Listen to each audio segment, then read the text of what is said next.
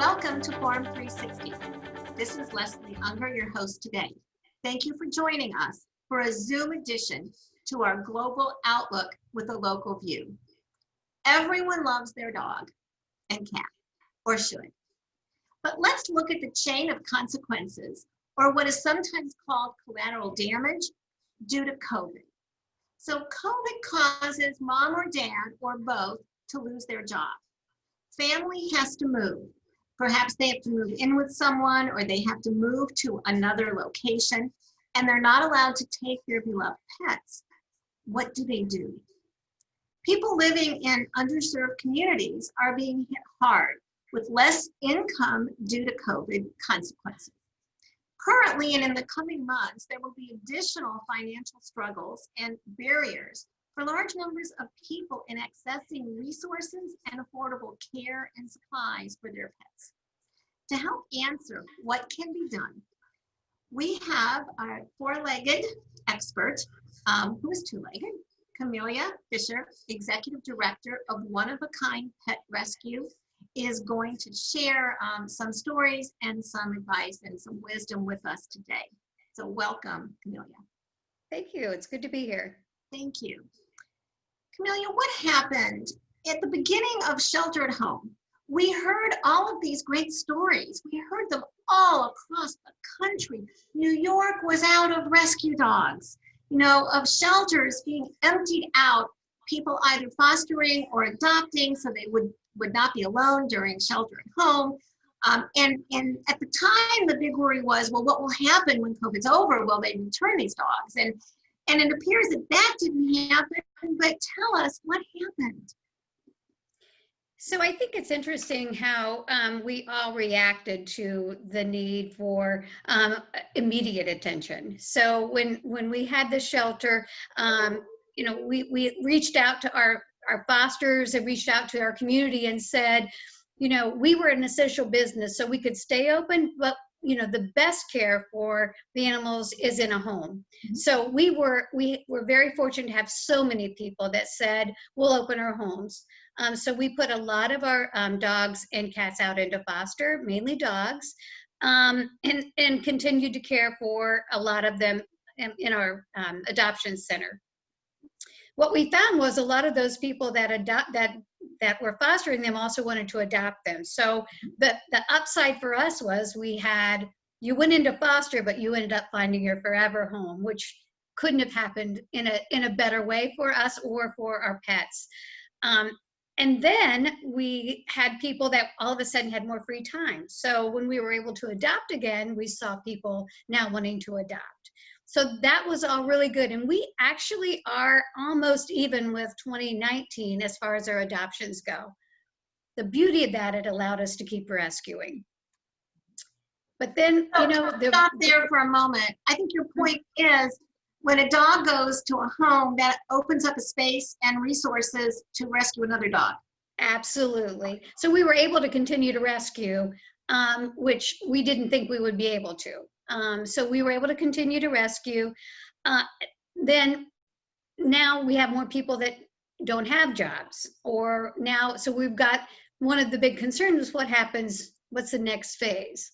So we are seeing more people now with issues about how do we continue to provide a home if we don't have jobs, or we have a lot of people that are forced to downsize. So they're losing their homes to go into an apartment that doesn't allow dogs or cats. So finding that balance and how we keep working through that, it changes every day as we try to figure out how best to do that. We've been fortunate that we've been able to find homes for most of those. We're not an open surrender. By that meaning that we rescue. Our mission is to rescue animals, dogs and cats that are at risk for being euthanized. So we rescue from other rescues who would be forced to euthanize them. So we're trying to work through all of that. But when we can, we assist the community as well. So we've been fairly successful being able to balance both of those, but what we're seeing now is it's getting a little more out of balance because the number of people perhaps that are at a risk for not having the ability to care for the animals that they have. We're seeing an increase in the number of calls that we're getting with requests to help. So I'm not sure where that balance is going to end up. So when you say request for help, are there kind of like two buckets? One where people have to surrender their pets, but the other, excuse me, I need to find some water. The other one, where people want to keep their pets, but they need help in vet care. Correct. They need help in supplies. Correct. And we're fortunate because we also operate an affordable spay and neuter clinic, which gives them the ability to have their animals spayed or neutered at a much lower cost than a regular veterinary clinic. So we're able to do that. We're also just recently opened up a vaccine and a wellness center, so that allows people to get those vaccines at a more affordable rate, so we can keep animals healthier and keep them in the home. Okay, so there is help besides surrendering your pet is not the only option. No. Some help in Right. other areas of vet care and supplies. Correct. You all are doing a lot, but what would you say as a community? What can a community do for either you or for these pets and these families that find themselves in this situation? I think the one thing is, I think we have to work together as a community, because no one source is going to have the answer. I think if you have the ability to offer a short-term respite for animals while people are trying to figure this out, that would be wonderful to be able to offer that. And we certainly would help if you wanted to do that and you said, I have the ability to foster someone's pet for a while. We get a lot of requests for that. So how do we do that short-term foster for you? But just advocate for how do you best communicate what the needs are? And then I wish we had a way to communicate universally about, for example, there's a lot of locations and a lot of housing that they don't allow cats, or they don't allow dogs. And if we had our way, everybody would welcome a dog or a cat into your home. And we also offer resources to help them. So if a cat is, just for example, a cat is, not using the litter box, we have a lot of suggestions that we can help you with, so that makes you a good candidate for keeping your home and your cat in your home, even if you have to change those locations. So I think if we all kind of work together and figure out what those needs are, and quite frankly, all of us nonprofits are trying to figure out in this new dynamic, how do we maintain our ability to continue to operate? We know that people have less money. We know that donations are down. We know that, quite frankly, when you look at what the needs of the community are, you've got housing, you've got, we've got, food, where do our pets fit into that? And I don't ever want to say that anyone is above the other, but if we could find a way to help all of us universally, I think that would be great. Finding a home for a pet is not the only answer.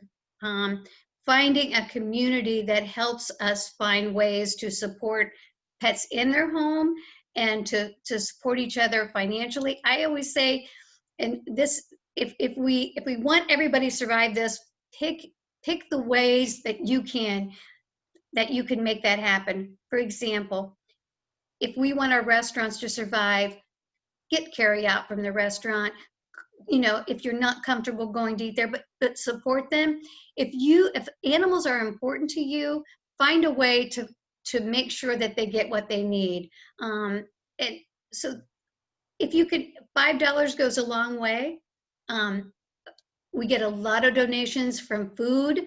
We have a lot of people. We always can use blankets and sheets and newspapers, cleaning supplies. Those are ways that, when you're at the grocery store, grab an extra, an extra gallon of bleach. Those are ways that really the what we don't spend on those cleaning supplies and this, it allows us to spend more money on the food and the special needs items for our pets. So it's so easy to just think about it. Especially if you get the New York Times, it gives you even more newspaper. But I take my newspapers once a month, and it's not a big thing, but it's something like I feel like it's something that I can do. Absolutely. And so I understand what you're saying. You know, what is that one thing? Whether it's an extra, roll of, paper towels, whatever it is. What is that one thing that you can do? And I do it for you, but it honestly, it makes me feel like I've done something too. And I imagine that anyone that gives, it feels that way to the giver. Absolutely, absolutely. And I think people say, well, I can't do much. So we also have volunteers, and we had to pull in some of our volunteer opportunities, basically because we couldn't have a lot of people in because of social distancing. But there are some really easy ways to volunteer. If you have a couple hours and you want to serve as a greeter, as we are managing the people that are coming into our locations, greeting that friendly face that says welcome, kind of tells them what they're supposed to do. 2 hours a day, 2 hours a week, whatever. That's a great contribution that I think people forget that it's that easy. You talked about getting the message out universally. Would you talk for a moment about how social media has helped? I know I see on my Facebook page, thank you, Margaret Jordan, I see, the animals on Facebook. When you had a big rescue a while back, that was news. Would you talk about the role of social media and how that may help you? I think social media is really impactful when it talks about getting the message and getting more people connected to what we do. So right now we're focusing a lot of our social media on education and advocacy, because I think that really is a big role of what we play. But the other thing is it helps, we're focusing on our special needs animals, and if you just share that information, if you just push it further out, we're doing things that the message always is clear, that no matter what you do, you're helping an animal. You're helping in the smallest way, which really is the biggest way. And when we talked about volunteers, we talk about fundraising. Social media helps all of those messages reach such a broader audience. The other thing I'd like to say about social media is, where else can you go to get an uplifting picture of a dog or a puppy, or watch a video of kittens playing? That should make everybody's day. Sometimes I get a little frustrated with social media, because I think we look at it as a way to say what we're unhappy about, or we look at it as a way to just voice our opinions. And we look at social media as, how do we make an impact about what we do and why it's important, and also make somebody smile. If you just smile looking at that, we have a lot of kitten videos where the kitten is actually getting right up in the camera. We have people that say, I just save that and keep looking at it, because on a stressful day, that really makes a big difference. So we use social media to our advantage, but really it's to our advantage to make sure that we're making your life better. I want to follow that up in a moment, but first I want to reintroduce Kamelia Fisher, Executive Director of One of a Kind Pet Rescue in Akron. You mentioned that, the kittens and the positive stories. I believe I get and donate to about every animal nonprofit on the face of this earth. Okay, from elephants to dolphins. I mean, donkeys of the Grand Canyon. I mean, they all send to me. And it seems that there are kind of two schools of thought. There's the school of thought of the negative that they tell you about, and the school of thought of the positive. So can you talk about, what path you've chosen as one of a kind, and how that has, brought you as far as it has in the years since, you started? So I think we have chosen definitely the positive, because what we do is important, but if the positive for us is that if one person sees that and it impacts what they're doing, impacts their lives, impacts that they share it with, that is so much more impactful as a community message than the sad stories. We know we have the sad stories. We want to make all of those have happy endings. And by sharing the happy endings, it allows us to gain that enthusiasm for our staff too. You know, what we do here is I'm not going to say it's not stressful, but I will say overriding the stress is the reward that we get. And what you're really seeing when we choose that positive message, you're seeing the reward of what we do. And I think, I know I watch other messages, and I don't want people to watch it and afterwards and go, oh my, that was so horrible. I want them to say, oh my, look at that. Look at the difference they made. How can I be part of that? And that's really the way our whole messaging is. And when you started to talk about volunteers, can you talk about what the life of, I would say probably more of a dog than a cat, because cat you're not going to take out for a walk. Though I did have a neighbor once that walked an alligator, but you know, the dogs can go out for a walk. Can you talk to us about what it is like the life of a dog at One of a Kind, and the role of the volunteers in that? So we're fortunate. We have volunteers that walk our dogs. We have volunteers that run with our dogs. We have volunteers that give puppy baths. We have, so those are the fun things. We have play group where the volunteers are actually getting the dogs introduced to new play groups. A lot of the dogs that we have that come to the rescue have never played before. They have not had that experience. So getting them used to playing with other animals.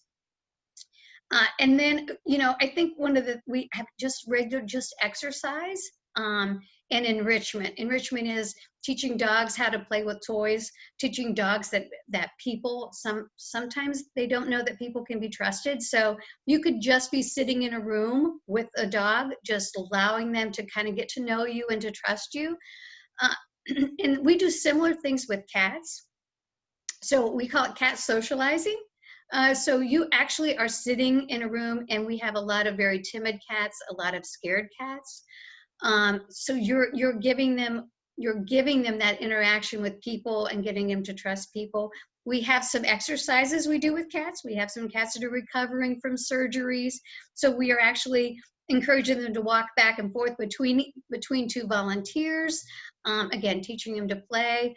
When you look at the amount of time we spend with our own pets, and then you look at when you're in a rescue setting, we want to make sure that we do as much as possible to keep them with that social interaction with people, so that they keep not only trusting people, but when you meet your adopter, you're very confident and you're very comfortable with that, because you know it's a new person meeting you.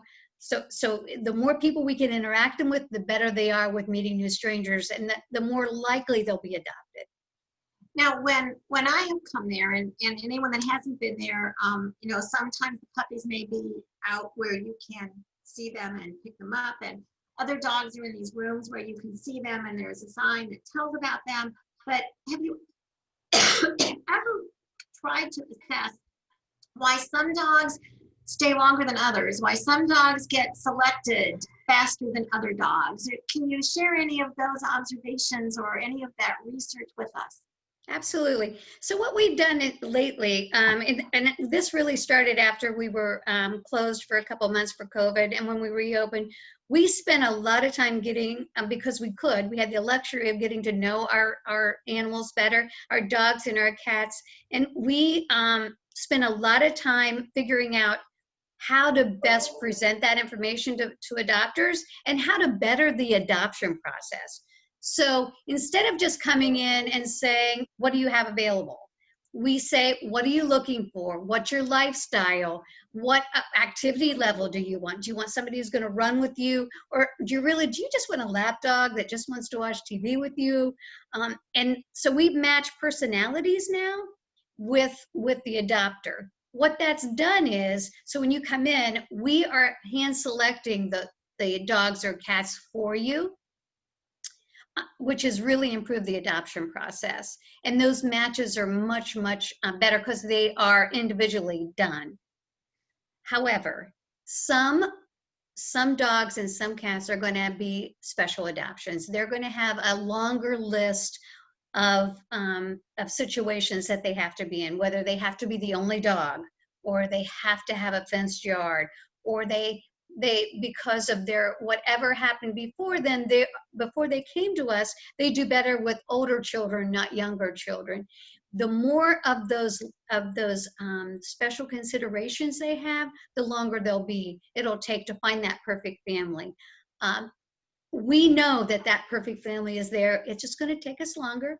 Just last week, we had 2 of our long-term residents, 2 of our dogs go home with the perfect family. We were elated and glad that we waited because it was the perfect family.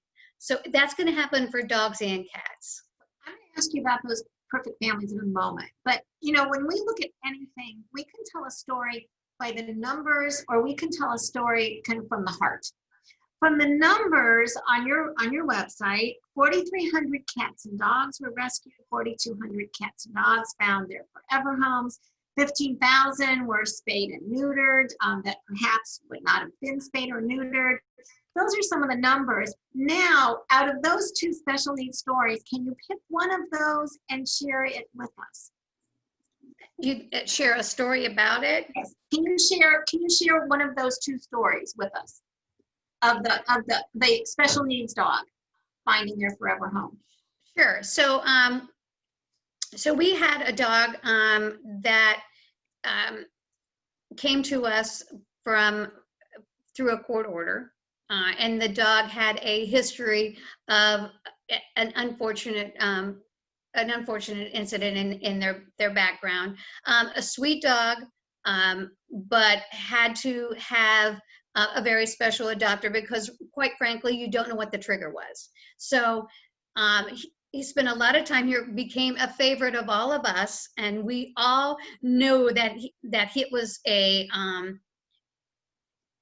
whatever the trigger was, we didn't know what it was, but we had to make sure that we did enough investigation and treatment with him. So he was here with us for almost a year. In that time frame, we had a lot of people that talked to him, and a lot of people, but we are required to disclose his history, and that takes a very special adopter. These adopters knew the history. They came and visited with him several times. They are experienced dog handlers. They have had a lot of experience with dogs like him. We waited. He waited. It was like he was just waiting for them. So those are... Okay, that's what I wanted, was to hear an actual story. In the remaining minutes, I want to ask you a couple of questions with 1 or 2 word answers. We kind of touched on this, but I want to make it very clear for listeners and viewers. If your magic wand worked and there was one thing listeners and viewers could do or would do as a result of seeing this interview, what might that one thing be? I'm sorry, I couldn't understand your question. If there was one thing that listeners or viewers could or would do as a result of listening to this interview today, what is that one thing that someone could do that would help? They would either come to adopt a dog or a cat, or reach out and tell 10 people what wonderful things we do here, and hopefully one of them would come. Okay. One of your most memorable cats or dogs that you've had while you were there, is there one that sticks out in your mind? Oh my goodness, that's a hard question. It's like a favorite child, isn't it? Perhaps you can tell us one thing. I believe that our animals feel our COVID anxiety, Is there one thing you could suggest to pet owners perhaps to do during this time for their animals or themselves that would help their animals? I think they need to pay close attention to what the animal's cues are. I think we're all going through a lot of stress, and I think sometimes that stress is coming out to our dog. Watch your dog or your cat, and they will tell you when you are exuding that stress. And if we reach out to them and just comfort them, they will comfort us. Yes. Pets are humanizing. They remind us we have an obligation and responsibility to preserve and nurture and care for all life. Kamelia Fisher, Executive Director of One of a Kind, nurtures and preserves and cares for life in the animals in our community that need to be saved and rescued and rehomed. Thank you for joining us today. Our animals make our world a better world, and we thank you for all that you do for those animals. I'm Leslie Ungar. Thank you to you and to our viewers and listeners today for tuning in to Forum 360. Forum 360 is brought to you by John S. and James L. Knight Foundation, the Akron Community Foundation, Hudson Community Television, the Rubber City Radio Group, Shaw Jewish Community Center of Akron, Blue Green, Electric Impulse Communications, and Forum 360 supporters.